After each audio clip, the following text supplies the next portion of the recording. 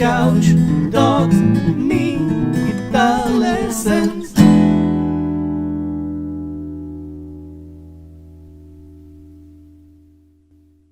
Hey there, LickNRiffers, how are you doing? Welcome to another awesome fingerstyle blues lesson right here on LickNRiff, in which we'll explore fingerstyle blues in A. Now, this lesson is fit both for beginners and for intermediate players. I'm going to give you as many ideas as I possibly can. We're going to explore both the basic positions and more advanced positions. Technically advanced because it's further up the neck, but it's nothing overly complicated. I want to give you a toolbox you can take and use for your own improvisation and exploration around the neck.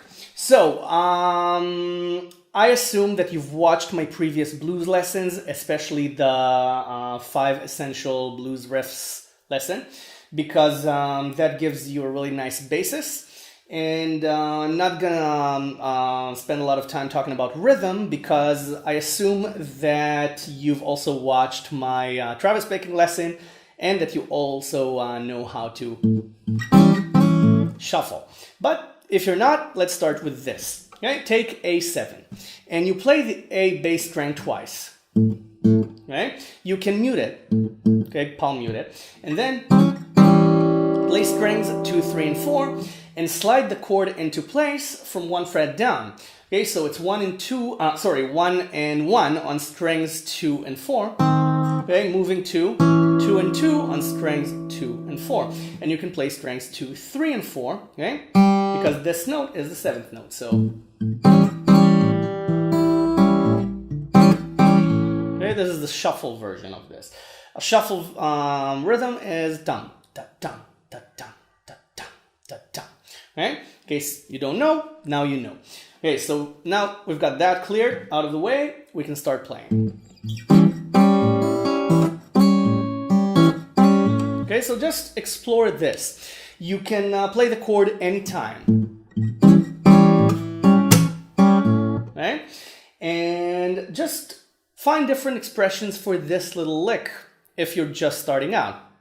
Now, once you're done with that, you can play 3, 2, 0 on the E string as additional notes.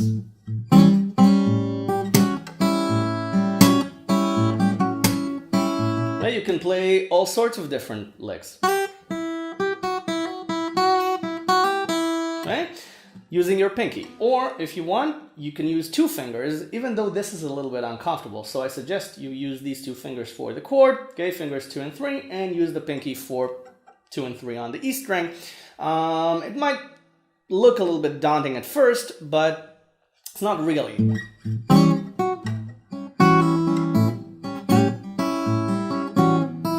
Right? And then, when you're done with A7, you need to move to D7. Now, the obvious choice would be the D7, okay, we all know and love, the basic position. But I disagree. I think a better D7 would be this, okay, the C7 shape, 2 frets up, okay, strings 2 to 5 on 3, 5, 4, 5. Okay, it's C7, 2 frets up. And you can do that as a transition.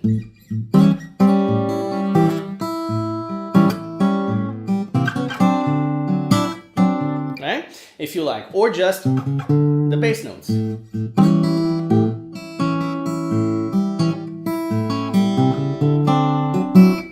Okay, just make sure that you're using the 3rd finger, because then you put the rest of the chord on. Okay, instead of and then having to let go of the note. So use the right finger. Okay? Now you can also do 3, 4 on the 5th string and then the open D string to lead you into this D7, but this D7 is a little bit confined because all you can do is basically the same thing you did on A7, which is 3 and 2 on the E string. So, okay, you can also pull off to 0, but this is a little bit thin.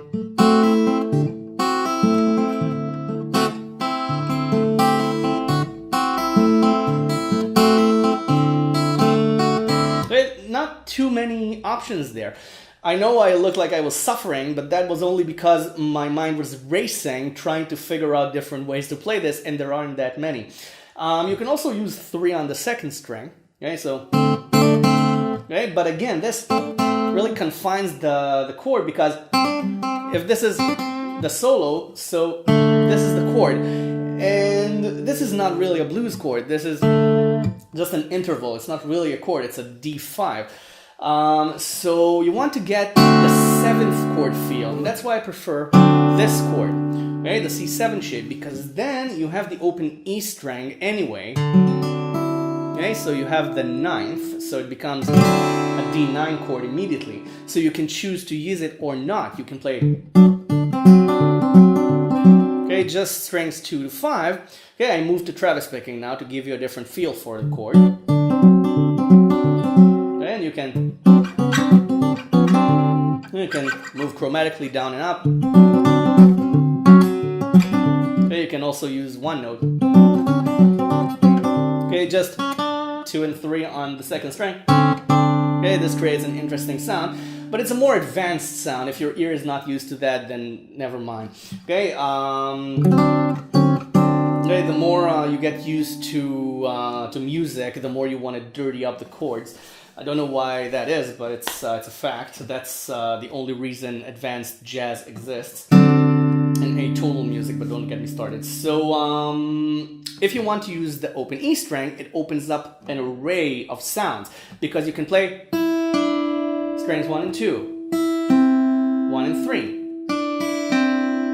2, 1, 3.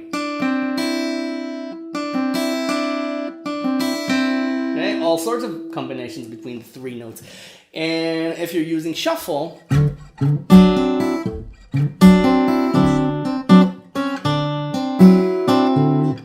sounds like this. If you're using Travis picking,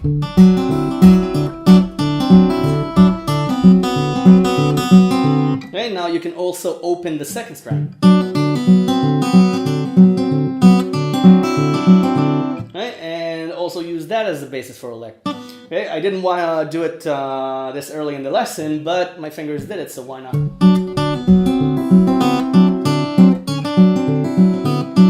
Okay, and if this strikes you as strange, okay, this is a 6. Okay, this is the 6th sound, so this becomes D13. So this becomes D9 13. Okay, very complicated, but just one shape. Okay? Okay?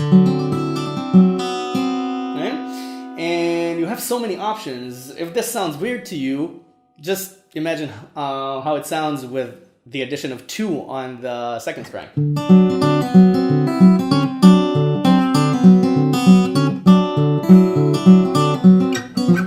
Okay, you can move the whole chord. It sounds a little bit better.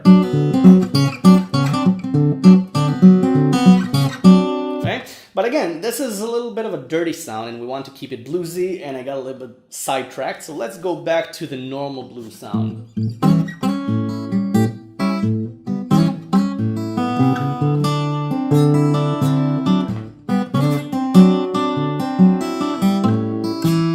Okay, then you can go back to A. But again, I suggest a different A. You can also play this. Okay, this A7. It's the same notes as this. Strings 1, 2, and 3, but here. You can vibrate it, you can move it around.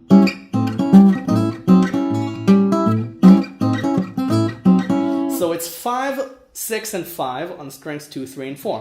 Why is that? Because it's inside the A7 bar shape. Okay, if you put A and you take the pinky off, you have 5, 6, 5 on strings 2, 3, and 4.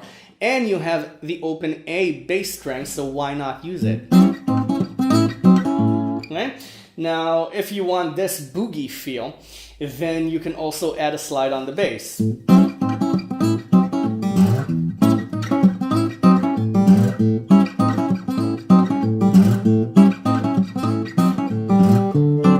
And then slide into D. You see, you don't have to get overly complicated to create a nice fingerstyle blues. Having said that, after complicating things, that's just how I am.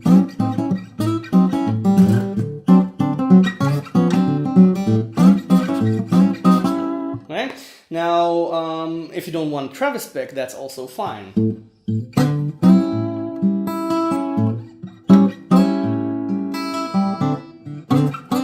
Right?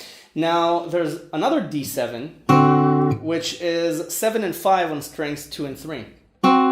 Or 5, 7, and 5 on strings 1, 2, and 3. Right? Depending on how high up you want to go. Right? And the open D string, of course. Okay, so you can also use 8 on the second string. But again, this is a little bit confined because you have the D string, so you can't really create complex arpeggios like this chord allows. Now for E7, you can take the C7 shape 2 frets up to 5, 7, 5, 7, 6, 7. And then go back to D and go back to A, or and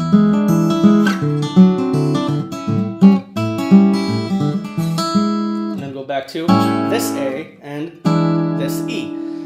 Now, this is where things can get a little bit more complex, because you can also use A7 here, which is a D7 shape on 9, so it's 9, 8, 9. So you get this sound, or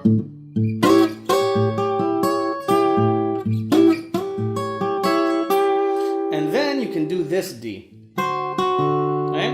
Now this bar on 5 A shape is D, and you can do the 7th note on 5 on the 3rd string, or an octave up on E on the 8th fret, right? So you can do this, okay? 8, 7, 7, and the open D string. Right? Again, you can use the chromatic approach, or you can solo. Right? You have the whole second position, right, of the A pentatonic. Right, so it's 10 and 8 on strings 1 and 2, and 9 and 7 on the 3rd string. So we're already here, right? 8, 7, 7. So, right? Now since we're on D, we also have 7 on the 2nd string. So, okay, so you can use the chromatic approach here.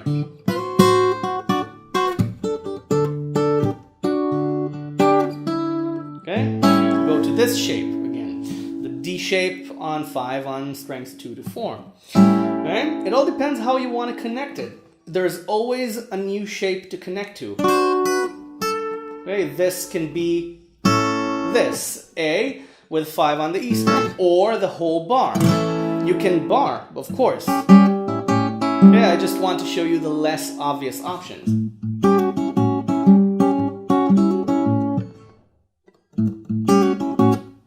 Obvious options. Okay? You can use it, the bar with 8 and 7 on the 2nd string. Okay, you have 5 on the bar, which is the same as 3, 2, and 0 on the E string. So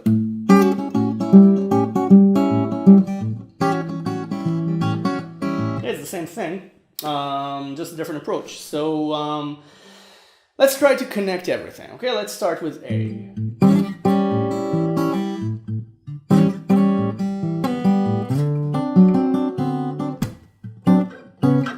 Okay, the chromatic. Let's start simple.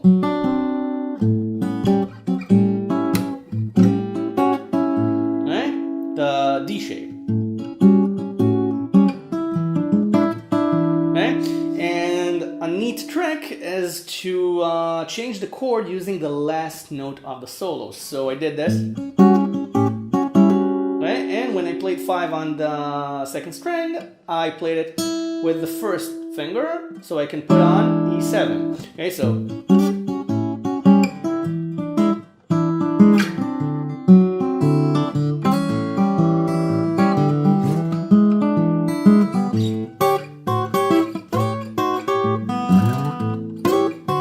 Remember the bass? You can also do D6 using 7, 7, and 7 on the first, second, and third strings. Right? And then you have E6 on 9, 9, and 9. So you can do that as well. And then go back to A chromatically. Okay? D7 shape on 9. Okay? And then just lay it down. Okay, for E6. Okay? Now this might sound a little bit weird. So you can do 7, 7, 7 as E9. But that's taking it a little bit too far, I admit. So and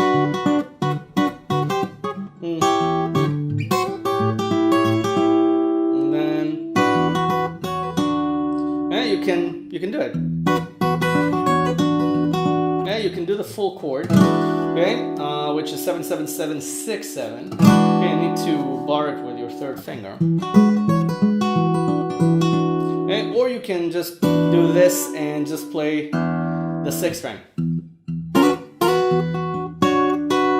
And then D would be the D7 that we played 5, 7, and 5 maybe. So again, it's all a matter of where you want to lead the lead solo voice. Okay, you can stay there and play 8 on the E string, and then it would become D7 immediately. So okay, with E9 you can play 9 on the E string, and then the 8 turns it into D7.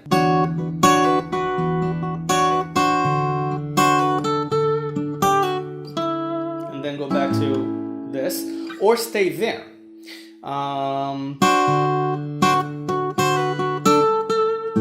Okay, with 10 on the 2nd string, which is with a D shape. Instead of A7, you have A major. Okay, you can end on A major. And then go back to E7, and this brings you back to the beginning. So let's just try a round. I'll try to switch into creative mode instead of analytical mode. Player mode and teacher mode, 2 different parts of the brain, so let's see if I can do it. But before I play it, subscribe to the channel if you haven't already. I don't know why you're not subscribed yet. There's a ton of free lessons over here. Everything is free. Of course, you can become a patron on Patreon and support LickNRiff and help me produce more free lessons. I thank you in advance for every pledge you choose to make. Now let me try to play some A blues.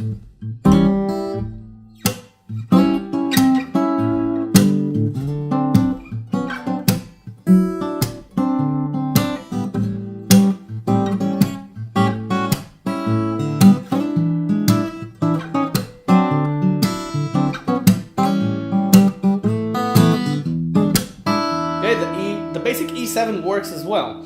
So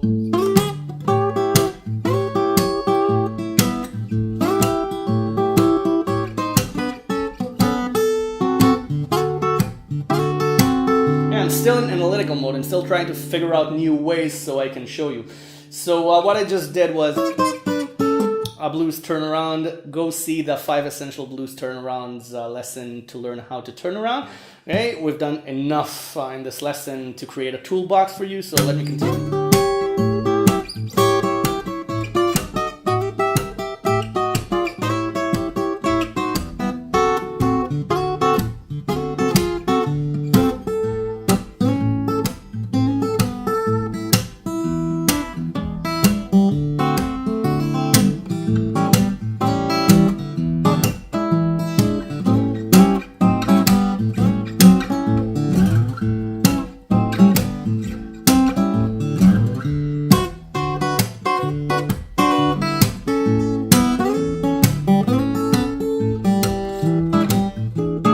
Again, I'm still trying to find new ways.